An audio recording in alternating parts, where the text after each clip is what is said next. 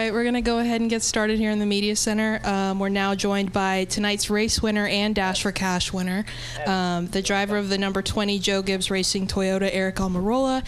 If you have a question, please raise your hand and we will work on getting a wireless mic to you. We're going to start in the front with Zach. Zach Sterniolo, NASCAR.com. Eric, congratulations on this. First off, coming back to the Xfinity Series this season on a part-time basis, how much more gratifying is this moment for you to experience another win at this level? Well, this is incredibly gratifying. This is exactly what I signed up for when Coach called me. Yeah, Coach called me at the end of last year and asked me to come back and to be a part of the organization and to help in any way I could outside of the race car, and then to drive really as much as I wanted. And we looked at the schedule, and the very first conversation we ever had was to come and run full-time, and I said, I can't really tell Janice that I'm retiring from full-time racing to go full-time racing, even though it is the Xfinity Series. So we talked a lot about it and settled on the schedule that we have now, and it is the perfect balance of being able to be home, some weekends, and then go race and enjoy racing race cars, which is what I love to do. I mean, I absolutely love to drive race cars, and it's way more fun when you drive competitive race cars. And so to run in the Xfinity Series with Joe Gibbs Racing is incredible. And this is where I got my opportunity, right? And I felt like when I left Joe Gibbs Racing that I had some regret. I had some regret that I didn't achieve as much when I was there as I would have hoped, and that I didn't climb the ladder per se at Joe Gibbs Racing like I wanted and like I hoped when I got there.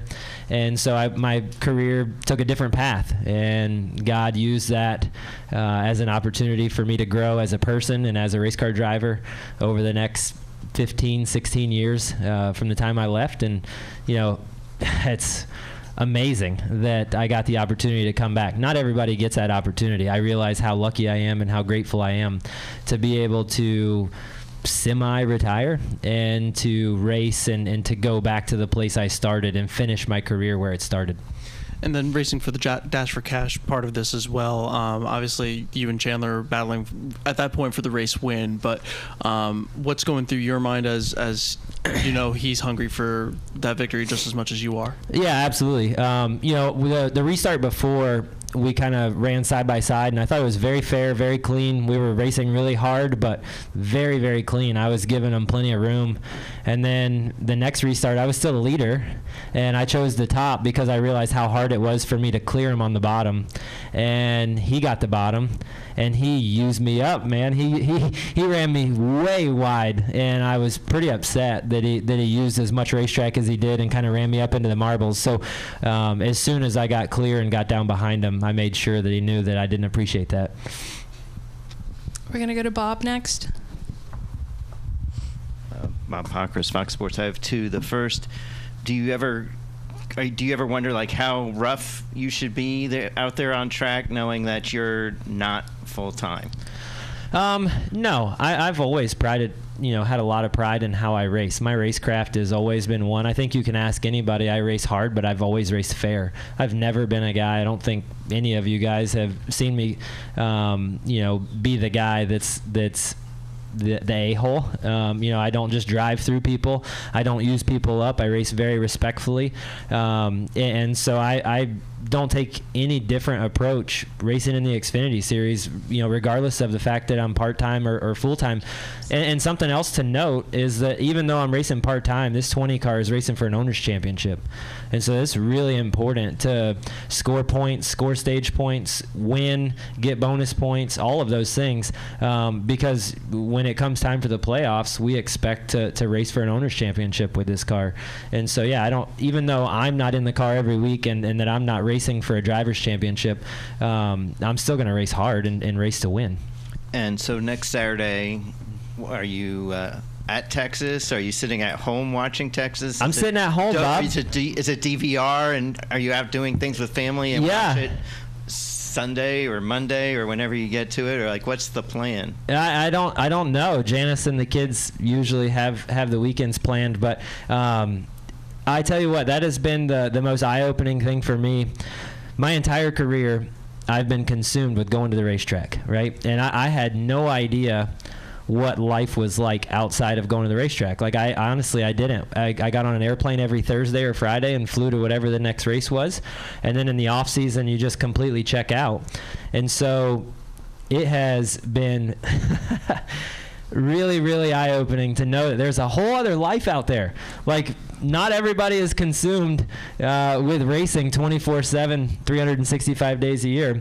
And so I've gotten to experience that. I've gotten to, just this past weekend, we went and hung out with our neighbors and hung out on their back patio and sat around a campfire and visited, and it was enjoyable. The kids swam in the pool, and it was, I don't know, it's what normal people do, and I've not been normal for 40 years of my life, but it has been really enjoyable to be able to have a much better work-life balance and not have to go to the racetrack. And I think that's the one thing that people don't understand. You guys understand it because you follow the sport and you go to, I assume you go to every race, I don't know. But when you are full-time in the Cup Series and you run those 40 weeks, they say 38, but it's really 40. It's 40 weeks a year, and you have to go.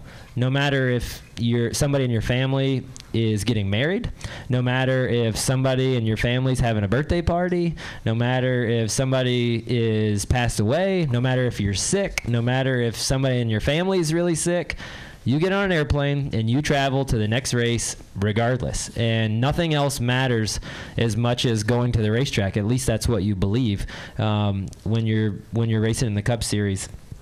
And so for me to finally remove myself from that has been really eye-opening, and it's been gratifying to be able to go to the racetrack when I want to go to the racetrack and run the races that I want to run, and do it in competitive race cars, because that's what makes it so much fun.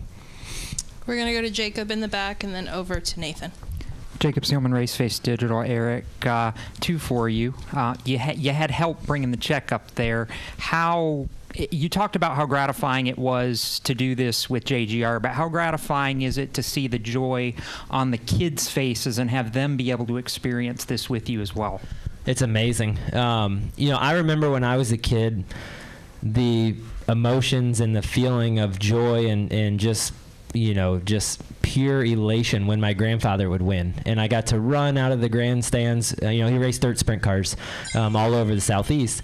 And so I would run out of the grandstands, or I'd run from the trailer to go meet him on the front straightaway. And I have so many pictures of me, Alex's age and slightly younger, holding a checkered flag, standing in front of his sprint car, and just so happy. And for me to be able to do that with my kids and share that experience, because it's hard. It's hard to win at this level. And when you get to do that and experience that joy with your family, for me, there's nothing better. Like, I love the guys on the team, don't get me wrong, and I greatly appreciate how hard they work to give me fast race cars. But I love it so much more when I get to celebrate with them. Like, I've been able to celebrate wins where they weren't there, and you FaceTime them or whatever, and it is not the same. It is so much better when they're here and that they get to share in that victory lane celebration. And you talked earlier about the joy and the feeling of getting the call from Coach and coming back and doing this with JGR. Would you have considered an opportunity like this with any other organization? Would you have wanted to do this with any other team? No, not a chance. Nope. There's only one team. It wasn't even on my radar. And Coach called, and we talked about it. At the Roval in Charlotte, we sat in his bus for about an hour and talked about it and talked about what it would look like. And we had a little bit of a different opinion. I already talked about that on what it would look like. And we followed up with a conversation a few times throughout that next week. And I was like, all right, let's do this. And yeah, there was no thought of doing this with any other organization. And I think for me, the only way I can describe it is God works in mysterious ways. And when you look at my career and the fact that I even got the opportunity the first time, and JD and Coach called me on a conference call to hire me. I was 19 years old. I was going to college at UCF trying to become a mechanical engineer because I was racing as a hobbyist, really, and I had high hopes that I would get lucky and make it to NASCAR, but the reality was it wasn't more than likely it wasn't going to happen. And when I got that opportunity to do the diversity program, and I won that opportunity, and Coach and JD called me, changed my life. Literally changed my life. And I remember JD said, I asked him, I said, well, when do you want me to start? And he said, as quick as you can be here. And I said, yes, sir. And I'll tell you guys this, my mom still is mad at me about it. It was the first week of December. I had my final exams in the next week.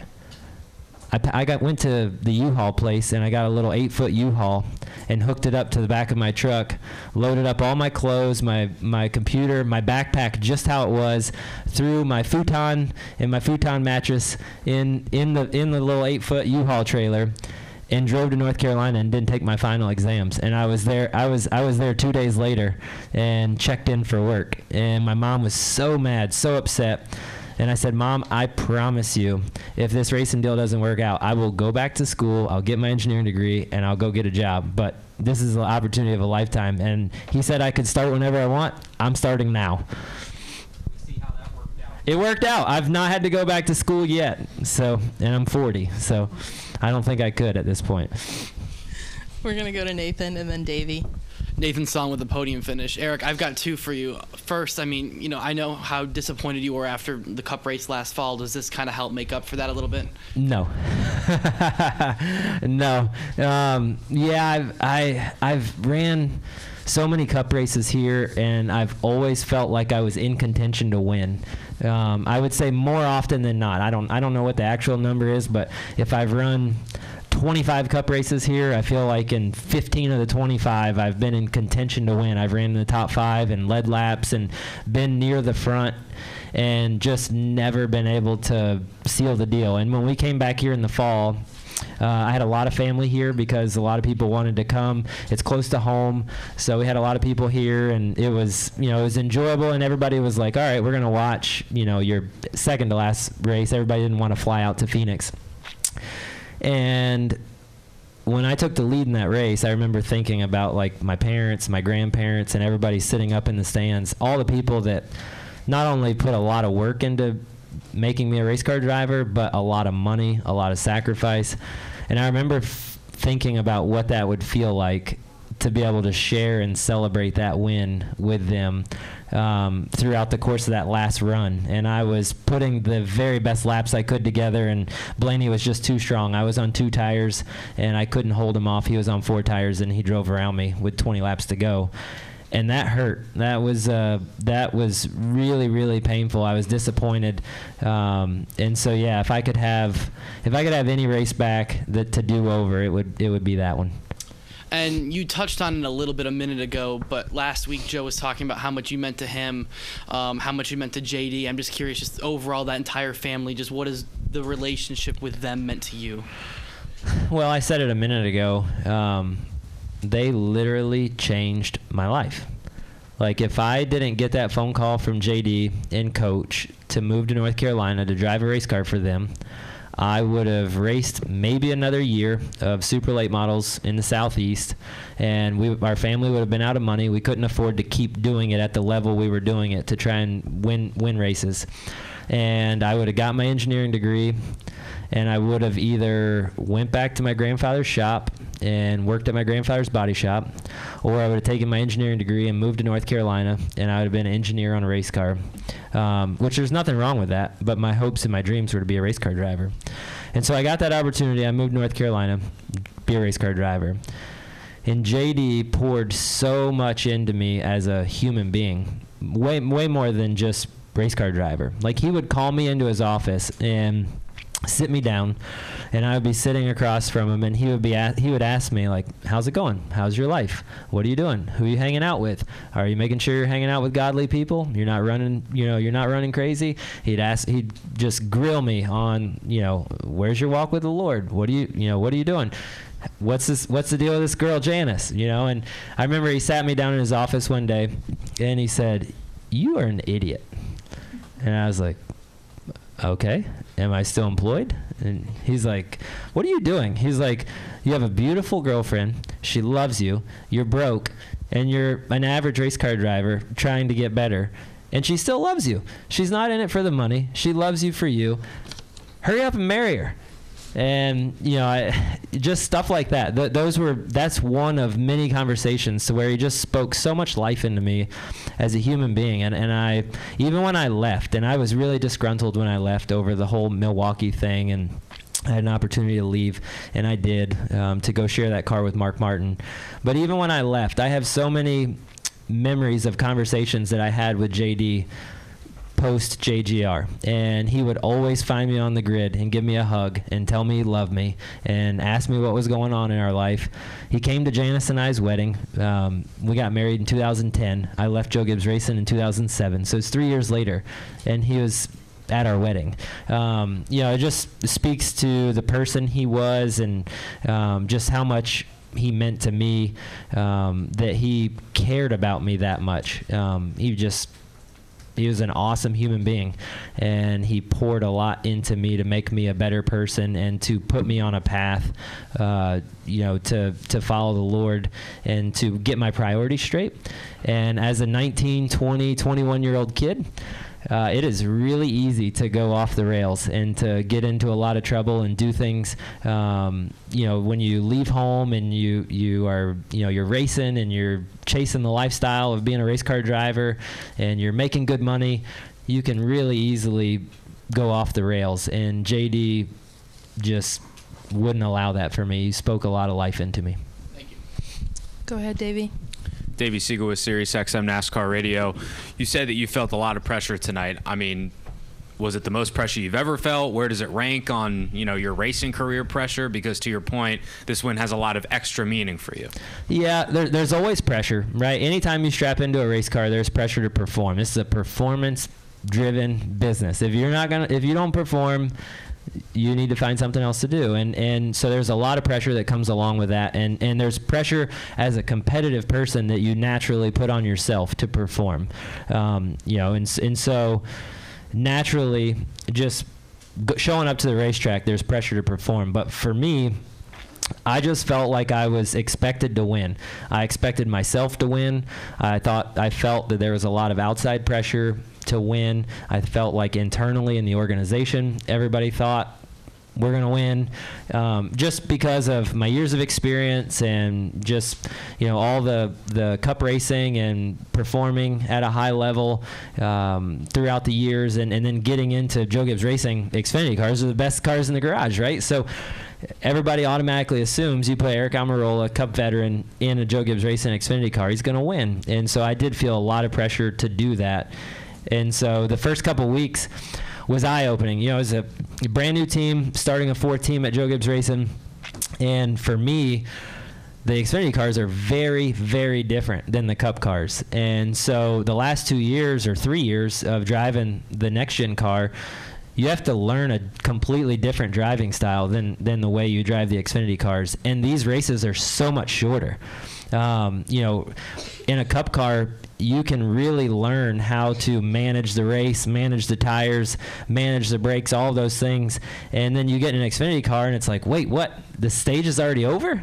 Like, it is crazy how fast these races go compared to a Cup race. And so I've had to completely just rework and rethink how I drive the race car, how I approach the race, how I, you know, race the other guys. Like, the racecraft in this series is much different than the Cup series. So I had to learn a lot really quickly. And then, oh, by the way, I'm doing it every so often. So you're not in that rhythm of constantly being in the race car, showing up to the racetrack every week, and just having that comfort level of being in a race car 5 days ago and then strapping back in to go practice. You know, when you take a few weeks off, there is a little bit of rust you have to knock off. And so, yeah, I knew it wasn't going to be as easy as everybody thought, but I certainly wanted to live up to the expectations. So getting the win tonight, I feel like we checked that box, and now we can just go try to win a bunch more, but at least we got the first one. How is the racecraft different for you? What's easier? What's more difficult? Well, I feel like on the Cup Series, no matter who you race throughout the field, guys rarely make mistakes, and they race really hard, just like the guys in the Xfinity Series do. But in the Xfinity Series, guys make more mistakes. They bobble, they miss their marks, they miss their lines, they overcharge the corner, they roast the rear tires. There's just a lot of different things that when you watch, you're like, oh yeah, he's still got some learning to do. But still, they're fast. Like, speed is speed, like talent is talent. And so there's a lot of drivers in the Xfinity Series that have a lot of talent and can go really, really fast. They just have a lot to learn as far as racecraft and making their stuff last and manage their stuff. And you can get away with it in the Xfinity Series because the stages are short, the races are short. But that's one thing that I've just noticed going from Cup and racing in Cup to then going to the Xfinity Series is just that the racecraft is different. And there's just things, and I don't want to say all of it, right? I don't want to publicly broadcast it, but there is things that I just notice and recognize when you watch that you're like, yeah, you would expect that. I probably made those same mistakes when I was young. We're going to come back up to the front and go to Zach, and then we're going to check up in the press box. You mentioned it, so feeling disgruntled after the Milwaukee deal all those years ago to come back here, win in the number 20 Joe Gibbs Racing car. What's the emotion? Does that factor into how gratifying this one is? Yes. After some almost 20 years later. Yep, absolutely. When Coach called me and we put the whole deal together, that was the very first thought in my mind. I want to go win in a Joe Gibbs Racing Xfinity car. And I want to put a banner up in that shop that has my name on it where I cross the start-finish line in the race car. That whole Milwaukee deal, time heals, right? Like I've certainly moved on from that, and I'm grateful for that situation because it it made me look at other opportunities, because before that, I had been approached from a few other race teams about moving over and becoming a development driver for them, and I never thought twice about it because JGR was home, and my goal was to start and finish my career there. And now I get to do that, but it took a lot of twists and turns in between, and that was because of that Milwaukee event. I got out of the car there in Milwaukee, and I understood afterwards. I sat down and had a long conversation after that event with JD and Coach. Coach was actually back from coaching the Redskins. They were off, and so he was at the shop, and I remember sitting in the office with JD and Coach and having a conversation and really just expressing how hurt I was and how disappointed I was that they pulled me out of the race car when I was leading the race.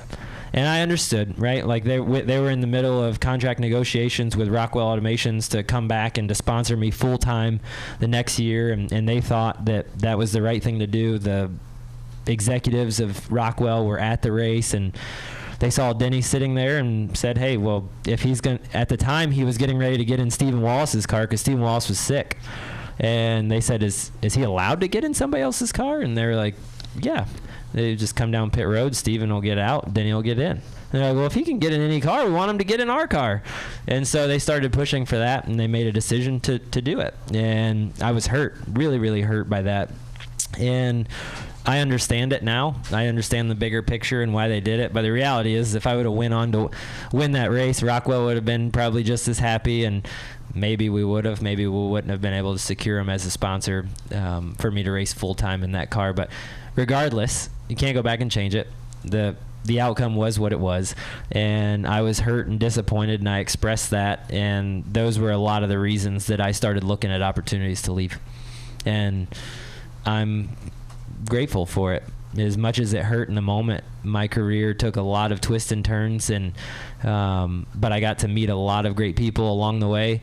It really opened my eyes to how influential a sponsor is.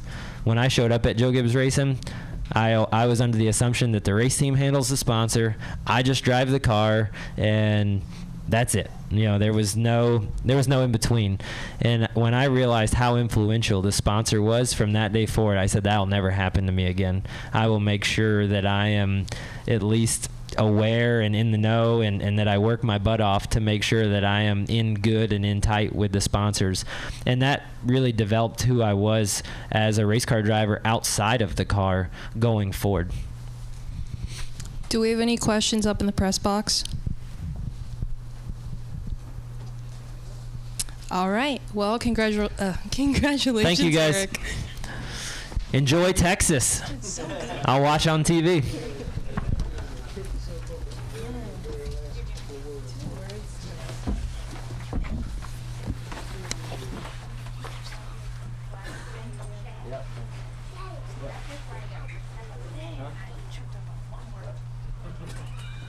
She was pitching a perfect game.